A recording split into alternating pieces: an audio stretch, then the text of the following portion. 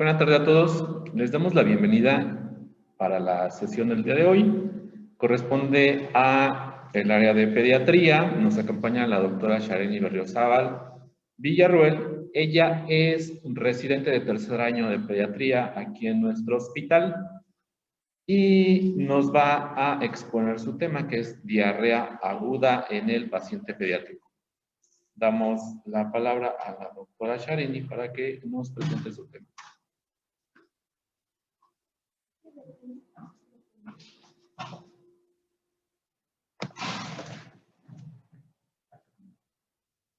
Sí, tú me dices.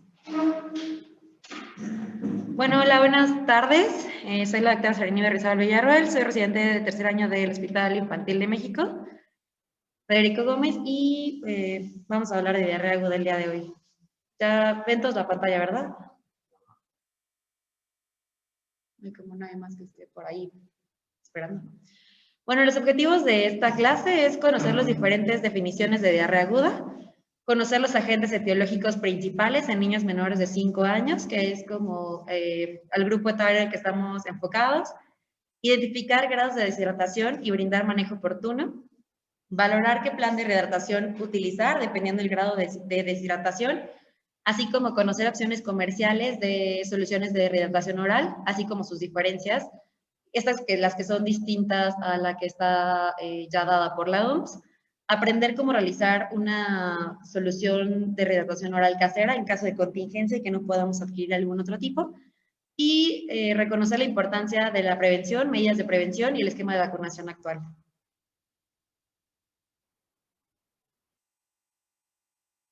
Es que no sé si hay alguien ahí. No. Me parece, ¿verdad?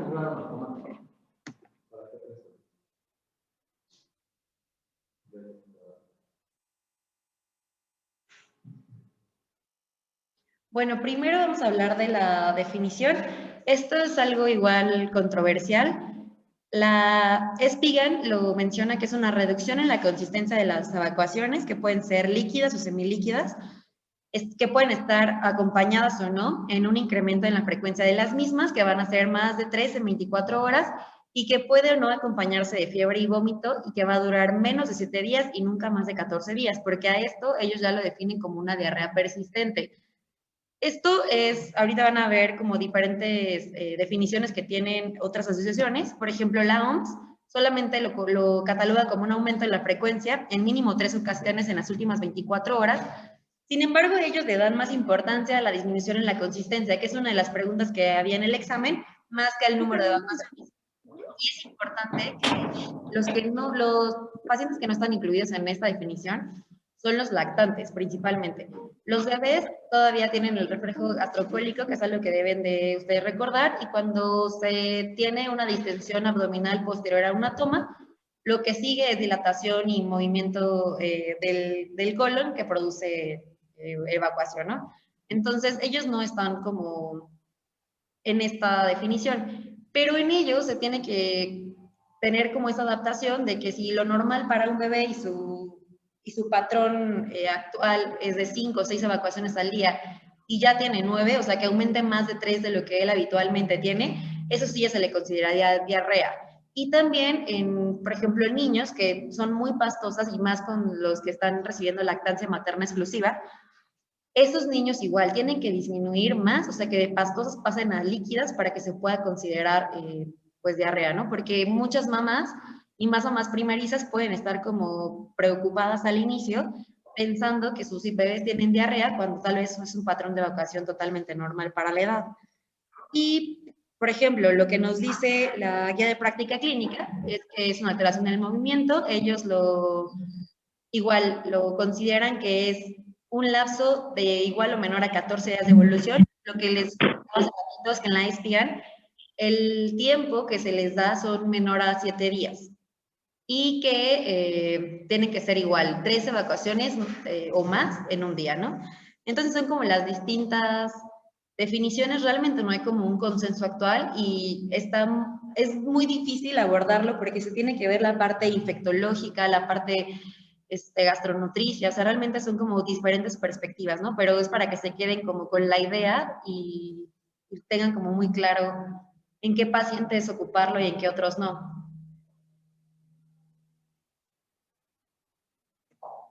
Bueno, entonces con la clasificación de la Spigan, que es como lo más actual, lo divide en diarrea aguda, prolongada, persistente y crónica, ¿no? Para ellos la diarrea aguda es menos de 7 días. Para fines de México, para fines de personas que van a realizar un examen a la residencia médica, quédense con la idea de que es 14 días, eso es lo que dice nuestra guía de práctica clínica. Y esta es en la que nos vamos a enfocar, ¿no? La prolongada, que es de 7 a 13 días, la persistente, que es mayor de 14 días, y una diarrea crónica, que es mayor a 30 días. Bueno, en la diarrea aguda es principalmente de dos tipos, ¿no? Que está secretora o acuosa, o que sea disentérica, que está acompañada de moco y sangre. Entonces, desde ahí hay que retomar como las definiciones que checamos al inicio, donde también la espía nos decía que podía estar o no acompañada de vómito y fiebre, ¿no? Y desde aquí tenemos que hacer como un interrogatorio muy juicioso a los familiares y al propio niño, si es que ya nos puede como, el niño ya puede hablar y nos puede comunicar cómo han sido los síntomas, en si tiene vómito, ¿no? El vómito es, no que sea solamente, pero es muy sugerente de que sea una etiología viral, igual la fiebre, ¿no? Si es una fiebre de alto grado, mayor de 40 grados, igual es muy sugerente de que sea una etiología bacteriana. Entonces, eso ya nos empezaría a hacer cambiar nuestro diagnóstico. E igual, si son evacuaciones sanguinolentas, lo que nosotros estamos sospechando es que sea un agente invasivo, ¿no? Que sea eso el que nos esté ocasionando la disentería. La fiebre, o sea, muchos virus, como lo vamos a ver más adelante, sí pueden causar fiebre, pero no es de tan alto grado, o sea, por lo regular es de 38, 38,5, y la fiebre de más de 40 sí es más sugerente de patógenos como Shigella, E. coli, Campylobacter.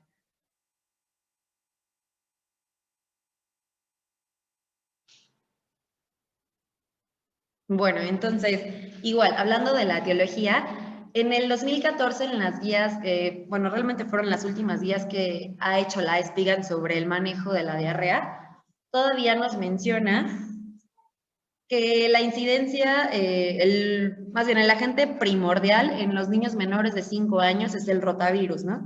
Pero ahí todavía, o sea, ya incluso en esa época, todavía ya tendían a encontrar que el norovirus estaba haciendo, ya tenía como altas incidencias, ¿no?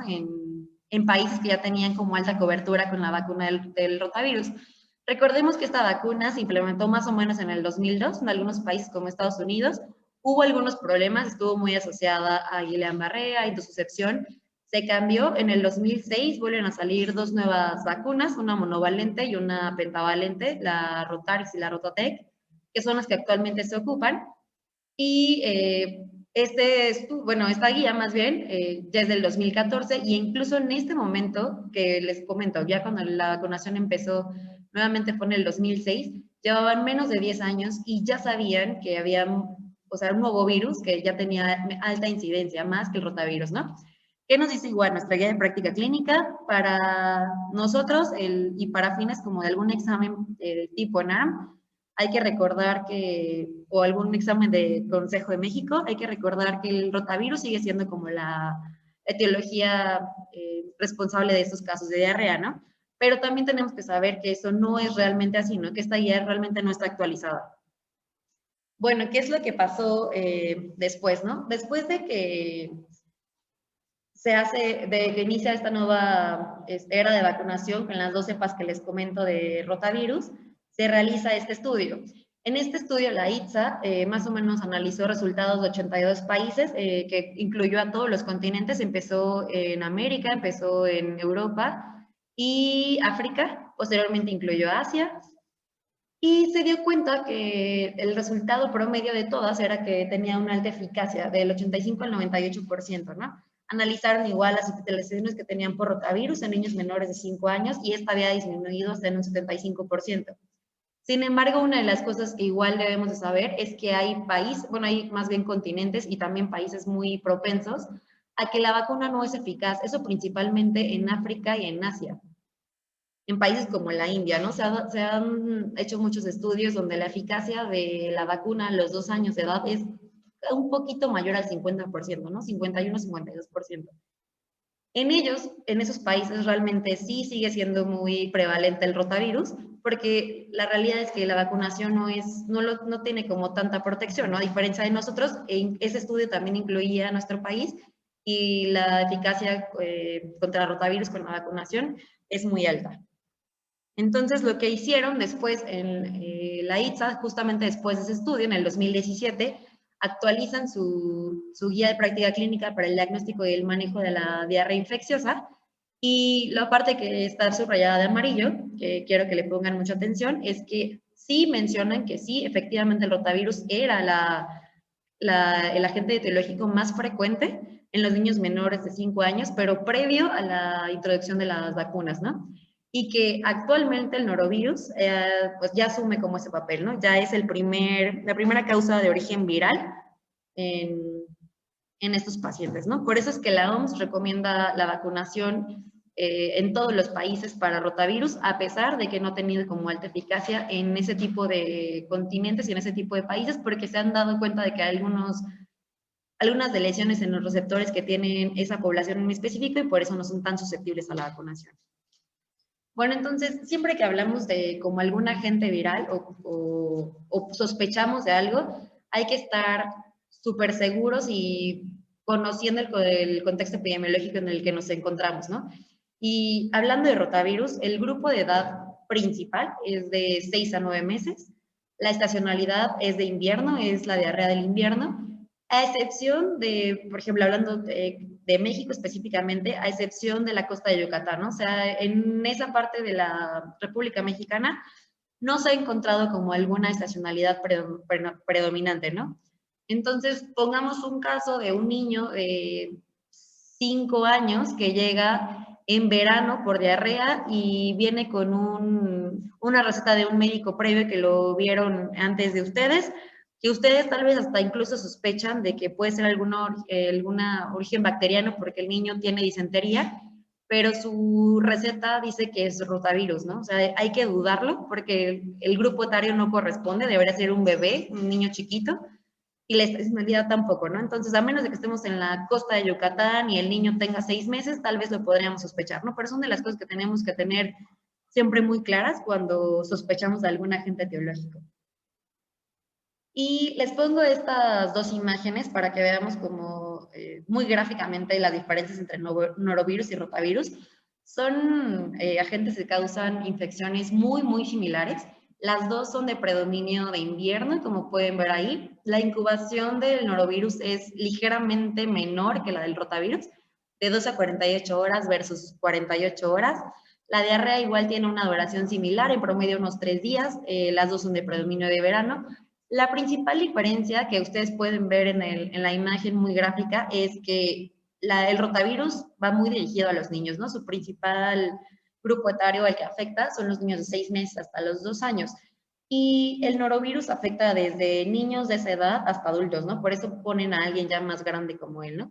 Los dos llegan a tener fiebre, pero de bajo grado, ¿no? Era como la diferencia que les decía al inicio. Si tenemos un paciente que tiene fiebre ya de alto grado, más de 40 grados, tal vez hay que sospechar que el agente sea un agente bacteriano. Los dos tienen dolor abdominal, los dos tienen vómito y náusea, los dos tienen deshidratación, o sea, los dos se transmiten por vía fecal-oral, o sea, realmente hay muchas similitudes, ¿no? Y el tratamiento realmente es similar en los dos, ¿no? Pero esa es la importancia de saber ante qué niño nos estamos presentando y realmente en quién tenemos que sospechar que es un rotavirus o un norovirus. Bueno, entonces, indicaciones para que nosotros podamos recibir hacer una valoración médica de urgencia en un niño con un cuadro de diarrea aguda. Siempre en niños que sean menores de 2 meses, esos niños se deshidratan súper rápido, entonces siempre hay que atenderlos de urgencia. Cuando hay alguna comorbilidad asociada, que los niños sean nefrópatas, cardiópatas, que sean portadores de VIH, que tengan desnutrición crónica, alguna comorbilidad, que la persistencia de vómito limite la tolerancia a la vía oral, porque probablemente sí lo estaban redactando de manera adecuada, pero se puede tratar con un grado más severo si no tolera adecuadamente vía oral. Que las evacuaciones sean más de 8 evacuaciones al día, y esto solamente lo mencionan como promedio, pero hay que recordar mucho lo que les comentaba al inicio, ¿no? Que hay que ver muy bien de qué tipo de paciente estamos hablando, ¿no? Probablemente más de 8 evacuaciones al día sea un dato de alarma en un niño de 2 años de edad, pero no un dato de alarma en un niño de 3 meses, ¿no? Tal vez en él nos esperemos que tenga más de 10 evacuaciones y que tenga cualquier signo de deshidratación. Eso igual es algo muy controversial porque hay muchas escalas para definir los grados de deshidratación, ¿no? Y cómo qué signos si son más fidedignos o más certeros del grado de deshidratación, ¿no? Lo más certero siempre va a ser el porcentaje de peso perdido. Pero eso es muy difícil cuando no tenemos un peso previo o cuando la última consulta fue hace mucho tiempo que realmente se desconoce con exactitud. Entonces, la guía, más bien como la escala que es más utilizada actualmente es la escala de la OMS, que evalúa la apariencia general, que tenga que esté alerta o que no tenga algún estado de alerta, que esté somnoliento, los ojos cómo se ven, que eso es también igual como más de niños más grandes, la sed, si bebe normal, si bebe así con avidez, como hemos visto a bebés deshidratados, o que ni siquiera puede tolerar bioral. El aspecto de la piel, que igual es uno de los aspectos clínicos que se ha visto con mayor certeza, y esto es más o menos lo que estima, ¿no? Entonces la OMS lo divide como, que igual era otra de las preguntas, como ningún grado de deshidratación, cuando se considera que ha perdido aproximadamente un 5% de peso, algún grado de deshidratación, que es del 5 al 10, y deshidratación severa, ¿no? Que es más del 10%. Eso es importante, que siempre hagamos como el ejercicio cuando vemos a un niño que nos llega hacia consulta, porque tenemos que ver con eso cuál es el tratamiento que les vamos a ofrecer, ¿no? Y cuál es nuestro siguiente objetivo. Entonces, en estos niños hay que recordar siempre que los laboratorios de rutina hay algunos que sí se deben hacer y otros que no se deben hacer, ¿no? Cuando tenemos un paciente que tiene disentería, fiebre de alto grado, sí se le debería realizar un estudio, un coprocultivo, pero en búsqueda específica de algunos agentes como Salmonella, Shigella, Campylobacter, Yersinia, ¿no? En menores de 3 meses y que tengan así como algún aspecto séptico, igual hay que tomar hemocultivos. En menores de 2 años que también tengan antecedente de uso de antibióticos y diarrea persistente que dura más de 14 días y no mejora, hay que hacer una búsqueda de Clostridium difficile. Se ha visto que realizar leucocitos en moco fecal, lactoferrina, realmente no nos ayuda a establecer un diagnóstico realmente como tan específico entre si es un virus o una bacteria, ¿no? Igual la procalcitonina, o sea, la PCR, PSG, realmente a pesar de que no estén elevados, no nos podría descartar que no sea una infección bacteriana. Igual, si el cuadro remitió adecuadamente, no hay que realizar estudios de seguimiento, no se sugiere que después de 14 días le pidamos al paciente otro coprocultivo, porque puede ser que nos salga algún otro agente que realmente era de la flora normal, ¿no? Que encontramos un crecimiento de coli y que realmente ese ni siquiera había sido el agente principal.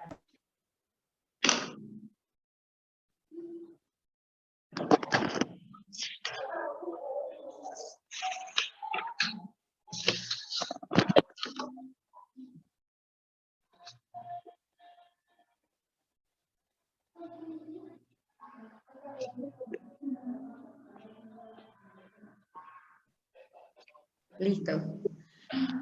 Y el tratamiento antibiótico empírico se sugiere solamente en niños que tengan menos de 3 meses, que tengan alguna alta sospecha de que realmente hay una de causa bacteriana, que tengan algún aspecto séptico, y en pacientes inmunocompetentes que realmente igual cumplan con alta sospecha de sepsis. ¿Por qué no en pacientes inmunocomprometidos, ¿no? Como casos de niños o algún tipo de cáncer, ¿no? Porque realmente también se ha visto diarrea por radiación, por los tratamientos de la quimioterapia, entonces eso también puede hacer que tengan algún tipo de disentería, ¿no? Entonces en ellos, de primera instancia, dar un tratamiento antibiótico no es lo más recomendado. ¿Qué laboratorios sí deberíamos tomar? Y eso es como igual con sus bemoles. En pacientes que realmente tengan deshidratación grave, sí hay que tomarlos. Y en pacientes que tal vez tengan algún grado de deshidratación, pero que tengan algún dato de desequilibrio hidroelectrolítico, alguna alteración en su estado neurológico, que sea en anuria o cualquier otro dato sugestivo, ¿no? De que algo esté fallando, ¿no? En ellos, las causas más importantes que debemos de buscar es alteraciones en el sodio. Hay 2 cosas muy importantes que hacen estos niños cuando no tienen el tratamiento adecuado. Hipernatremia y son clásicamente los niños que son hidratados con soluciones hiperosmolares como Gatorade, jugos y hiponatremia, que son niños que son hidratados solamente con aguas o con té, ¿no? Con té nada más, sin azúcar. Y hipocalemias, que es una alteración en el potasio, que es asociado al aumento de las evacuaciones. Igual las pruebas de función renal, porque muchas veces llegan a tener lesión renal aguda, que incluso se encuentran en anura, hay que checar creatinina, igual glucosa, ¿no? Por cualquier deterioro en el estado neurológico. Ahorita les voy a explicar por qué se dan esas alteraciones. Hay algo en el chat, pero no lo veo.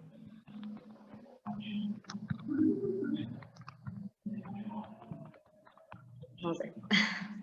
Bueno, entonces, lo que les comentaba, cuando ya hacemos nuestra evaluación de nuestros grados de deshidratación, con eso instauramos nuestro plan de hidratación, ¿no? El niño que no tiene ningún grado de deshidratación, ese niño tiene que ser manejado con un plan A. El niño que tiene algún grado de deshidratación, un plan B, y el niño con deshidratación severa, un plan C. Ahorita vamos a hablar de cómo se da cada uno de esos, ¿no? El tratamiento tiene dos fases, una fase de rehidratación y una fase de mantenimiento. La fase 1 dura más o menos 4 horas, ahorita van a ver por qué, y la fase 2 es cuando ya incluimos nuevamente la alimentación, que no sea lactancia materna, ¿no?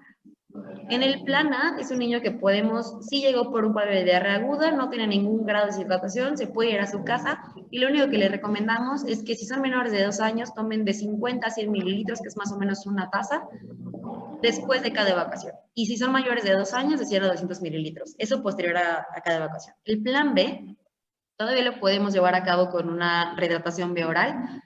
Igual, la ISPA recomienda de 50 a 100 mililitros kilo en 4 horas, o sea, esos 50 o 100 lo que tú quieras decidir, lo multiplicas por lo que pesa, y ese total lo vas a dividir en 4 horas. Ese total se lo deberías estar pasando si es un niño menor a 10 kilos, tal vez con alícuotas de una cucharada de 5 mililitros, o si ya es un niño más grande, en sorbos directamente con una taza. Y nuestra guía de práctica clínica nos recomienda que ocupemos como promedio 75 mililitros kilo en 4 horas. Realmente eso es algo que igual es como muy a criterio personal. Y el plan C requiere una terapia intravenosa. La dosis es igual, sin importar la edad, son 100 mililitros kilo en total. La diferencia es en cuánto tiempo lo administramos. En menores de 12 meses se dan 30 mililitros kilo la primera hora y después los siguientes 30 mililitros kilo se pasan en las siguientes 5 horas. Y cuando son mayores de 12 meses, los primeros 30 mililitros kilo se dan los primeros 30 minutos y los 30 mililitros kilo en las siguientes 2 horas y media, ¿no? Que es la mitad del tiempo en lo que damos un plan C y un plan en menores de 12 meses y un plan en mayores de 12 meses. En caso de que el niño, por ejemplo, de un plan B, tenga poca tolerancia a la vía oral, ¿no? Que realmente no aguante esa cantidad porque la vomita, ¿no? Y el vómito es incoercible. O en un plan C, que no tengamos terapia IV porque estemos en un centro de salud, porque estemos lejos de un centro médico, etcétera. Lo que podemos hacer es colocarles a los pacientes una sonda nasogástrica donde les vamos a seguir pasando una solución de rehidratación oral. La dosis va a ser a 120 mililitros kilo. Se van a pasar 20 mililitros kilo por hora por 6 horas continuas. Lo que podría pasar en este momento es que el paciente se nos distienda mucho, ¿no? Si se distiende mucho, si no tolera tanto, igual sigue con vómito, hay que igual disminuir el flujo, ¿no? Que en lugar de pasar 20, tal vez pasemos la mitad. Ya sea consideración, pero es lo que podríamos hacer como alternativa. ¿O tengo que hacerlo nota hoy? Yo creo que mañana, ¿no? Pero si no traía pruebas, no se puede ingresar. Tengo mi ingreso de embarazo. Y yo, ¿tiene algún estudio? No. Bueno, entonces, ¿con qué lo vamos a rehidratar, no? ¿Con qué lo vamos a rehidratar? Es muy importante que recordemos que la OMS en 1965 hizo su primer suero de rehidratación oral, que es el que tenemos ahí, ¿no? Ese suero tenía 90 milequivalentes por litro de sodio y su osmolaridad más o menos era de 310. ¿Por qué fue así diseñado al principio? Pues no fue porque se les antojara, ¿no? Fue porque en ese entonces, más o menos por 1960, había una pandemia de cólera y específicamente con el cólera, los pacientes tienden a perder mucho sodio. Entonces, lejos de que también les tenías que reponer, pues, esta parte hídrica, también les tenías que reponer sodio porque tendían a ser hiponatremias. Por eso es esa concentración. En el 2012, 2002, ellos vuelven a hacer la formulación, que es la que actualmente está registrada por la OMS, donde el sodio y la glucosa están en las mismas concentraciones, ¿no? Que son los 75 miliequivalentes litros y la osmolaridad son de 245 miliosmoles. Ahorita les voy a explicar cómo funciona, pero nada más quiero que se fijen como en esta tabla. Realmente hay muchos compuestos que, por ejemplo, el Ceralit y el Reidralit, yo no los he visto aquí en México. Esa es una tabla tomada de UpToDate, de productos comerciales en Estados Unidos. Ahorita les muestro alternativas en México, el Enfalitzi, el Pedialitzi, y vean más o menos las concentraciones, ¿no? No son parecidas a lo que dice la OMS, ¿no? El que más se parece a esta tabla tal vez podría ser el Pedialit, ¿no? Y, sin embargo, chequen la osmolaridad de otras cosas que es muy común que le den a los niños, ¿no? Cuando tienen diarrea. Jugo de manzana, los osmolaridades de 700, caldo de pollo, Gatorade, refresco de jengibre, té, ¿no? O sea, realmente vean las osmolaridades.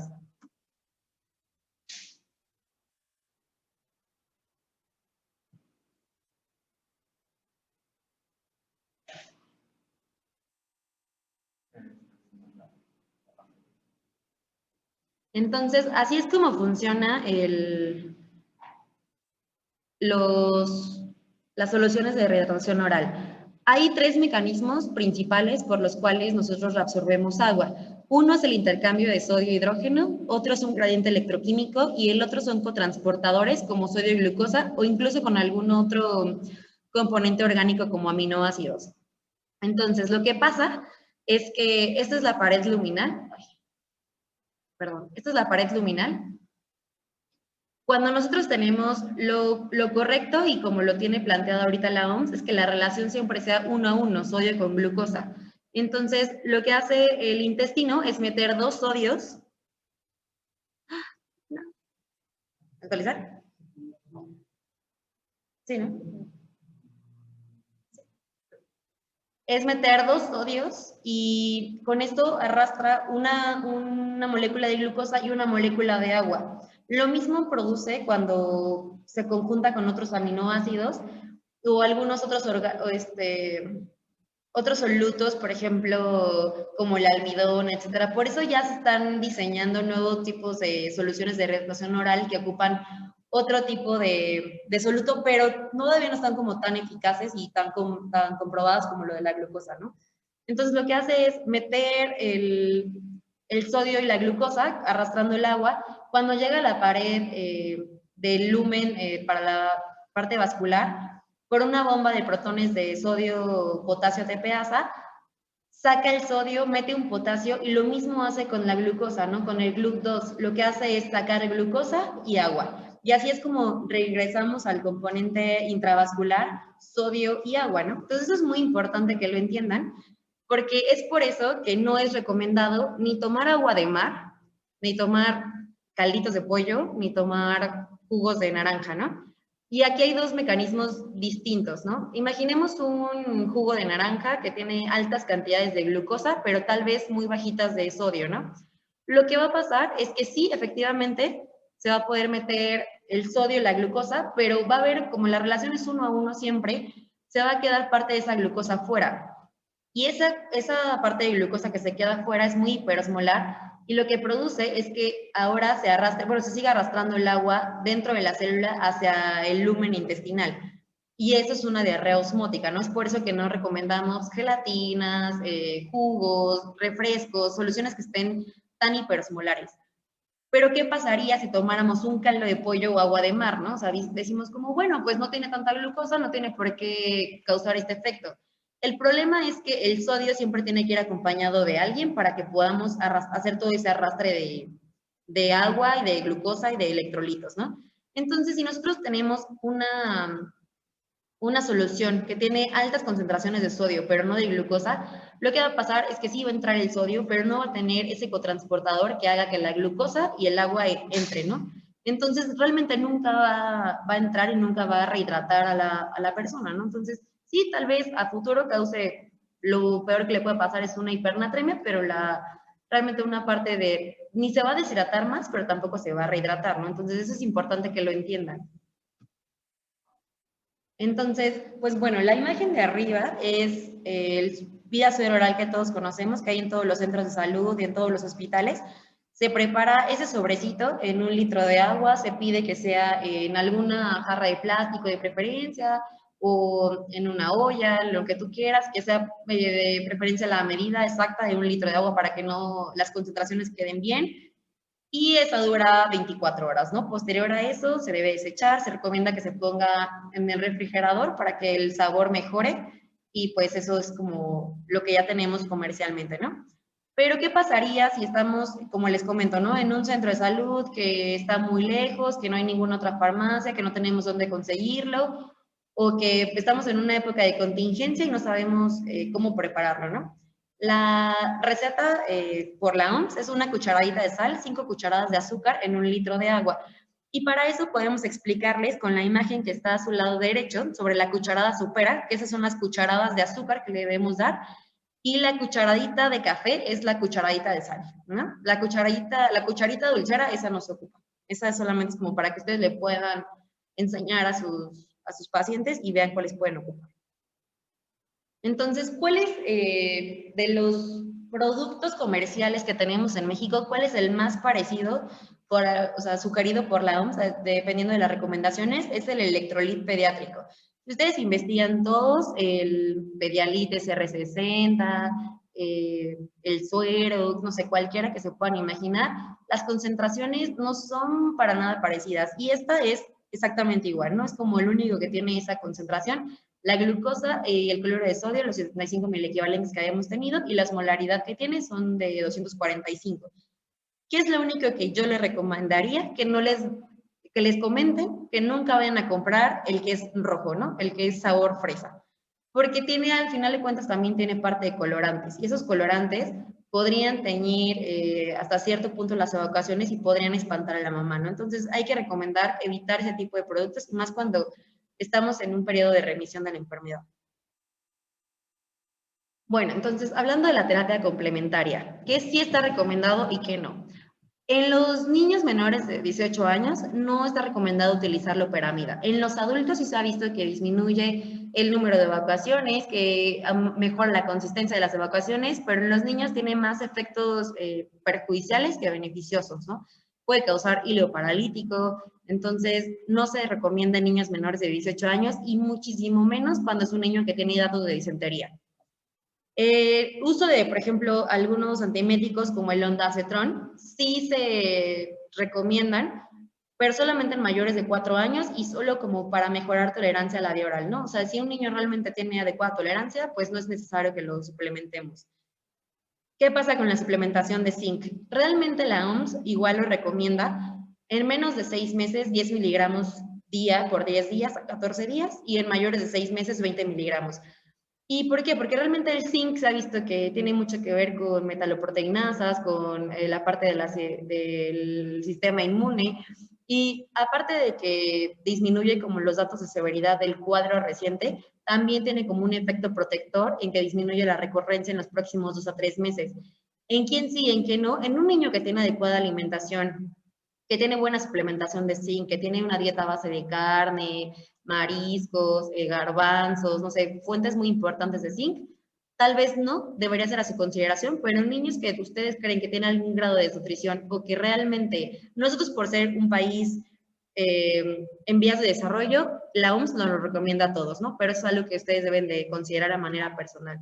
Y otra de las cosas es que no hay que suspender la lactancia materna ni la alimentación normal, ¿no? Lo único que podemos hacer es espaciar el tiempo en el que le damos como las tomas, ¿no? O las comidas, ¿no? Si antes tenía 3, 4 comidas, ahora llevarlas a 6 y en porciones más pequeñas para que pueda aumentar su tolerancia. Bueno, igual, ¿qué dice la Espigan acerca del Pepto-Bismol, no? del salicilato de bismuto. No lo está recomendado igual, no hay que utilizarlos en niños, incluso la etiqueta del Pepto-Bismol menciona que es en niños mayores de 6 años, realmente no tiene como ningún grado de evidencia de que pueda disminuir eso. Con algunos absorbentes como la melicaolin, la pectina, o sea, realmente igual tampoco no están recomendados. Y el resecadotril, ese es un medicamento que sí puede estar considerado, pero igual tampoco tiene como mayor evidencia en que pueda ser de mayor utilidad. Y la alimentación, también es una de las preguntas que vienen en el examen. Si teníamos que modificar las fórmulas que tomaba el niño, ¿no? Si teníamos que tener fórmulas a base de lactosa, porque sí sabemos que, por ejemplo, el rotavirus, volviendo a hablar del rotavirus, y sí hay muchos virus que pueden hacer esto, pueden dañar las vellosidades, ¿no? Donde tenemos la lactasa, y sí pueden llegar a producir algún tipo de diarrea así.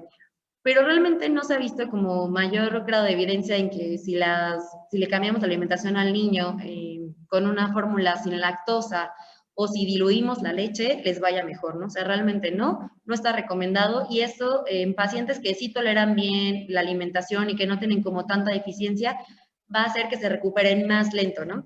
Lo que sí podemos estar muy al pendientes es de que si las evacuaciones con la lactancia materna o con la fórmula que normalmente utilizaba el niño, las evacuaciones aumentan, no mejoran o empeoran, pues tal vez sea un motivo para que valoremos si realmente lo necesita.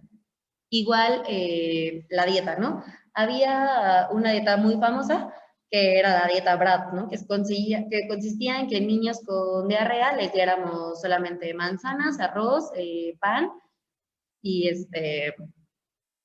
o sea, como ese tipo de pan, ¿no? Cereales.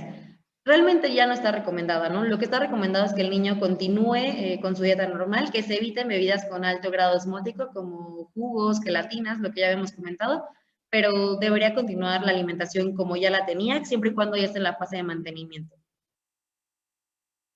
Y por último, el uso de probióticos. También igual la Espigan en el último consenso que llegó a hacer acerca de los probióticos, realmente no los recomienda de manera rutinaria porque los efectos que ha visto son de moderados a regulares, o sea, realmente no es como que encuentre mayor beneficio en esta toma y el que más recomiendan es el Lactobacillus rhamnosus.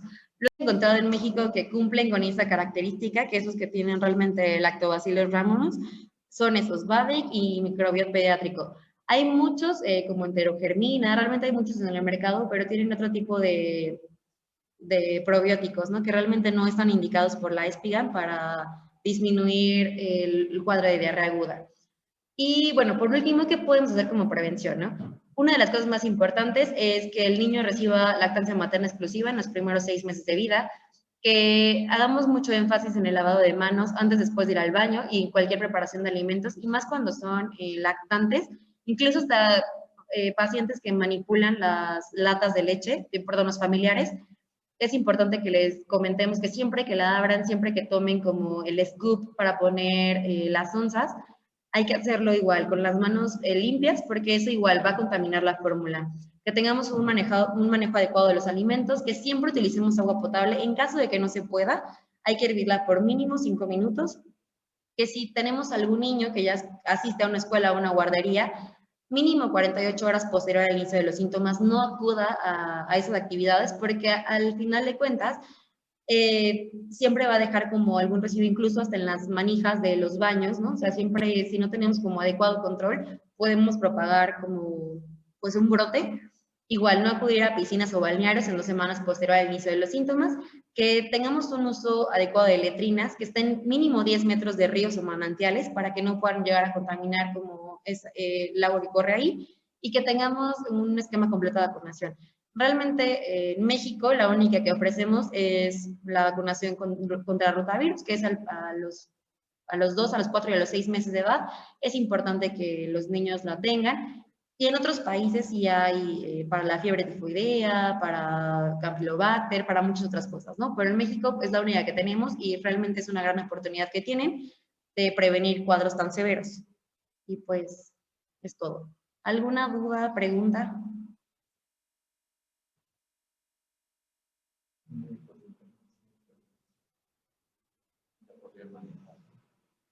Ya podía manejarlo.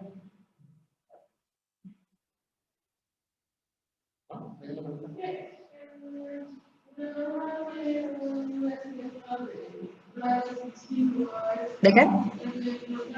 Ujú. Es que en la norma, según yo, viene el A, no te dice nada. O sea, no menciona como los 100, 250, 100. Eso no menciona nada. Ajá. Y el B menciona 50, 75, ¿no?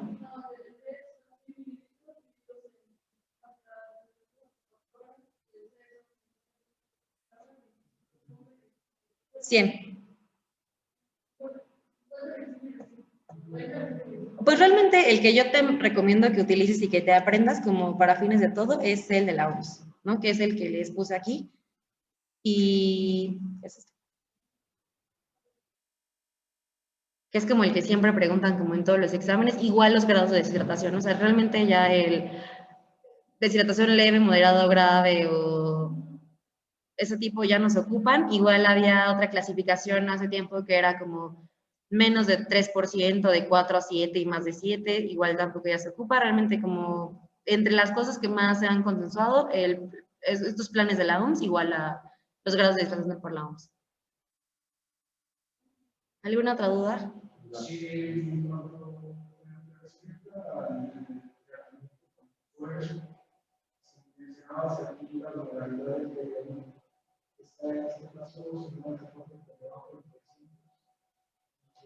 Yo mencioné el electrolit pediátrico. Sí, el pedialit está igual abajo. O sea, la verdad es que si no tienes nada más y no hay otra cosa, o sea, yo considero que es muy fácil adquirir un Villacero oral, ¿no? La realidad es que sí, no está tan agradable al sabor comparado con marcas comerciales, pero a menos de que vayas en la carretera, no sepas dónde hay un centro de salud, nada, ¿no? Y que solo encuentres un Oxxo y solo encuentres esas opciones, lo que podrás hacer es fijarte en las concentraciones, que es el que se parezca más en la parte de la osmolaridad y en la concentración de glucosa y de sodio, que sean equiparables 1 a 1 y pues ya. El que recomendamos, y por ejemplo en mi hospital y todo, es más parecido a la OMS, es el electrolit pediátrico porque la concentración es totalmente similar. ¿Hay alguna otra duda?